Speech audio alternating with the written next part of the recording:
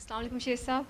I have a question about that is Al-Maida, and ayah number is 45, which says وَكَتَبْنَا عَلَيْهِمْ فِيهَا أَنَّ النَّفْسَ بِالنَّفْسِ وَالْعَيْنَ. I mean the whole. I mean, how is it that if someone, for example, like hit someone, and then the person can hit him back or no? If it is of course logically you cannot hurt back, just forgive them. That is the Quran says. But how is it? You can explain to me how it is by the eyes with the eye. The law is that with the nafs is the nafs, with the eyes with the eye. I mean, if some like No. in society we see if someone kills someone, they say kill them back, like in Pakistan. If you do, if That you is kill, wrong. I yeah. understand, but how do you explain this? I'm I mean, telling you, it is law is written like this that like people do nafs- like this. no, it does not say. It says, tooth is with the tooth.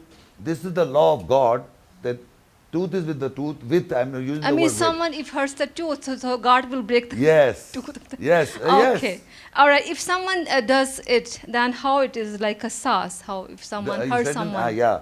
You contact the person. If he's breaking the tooth, you fix his teeth, and give him some money. Ask the person Yeah, how ask to them, you have to- how to forgive them. yeah, you. yeah, in that, Okay, yeah. that is. Okay. All right. Thank you so much Okay. for your. Yeah, this lady.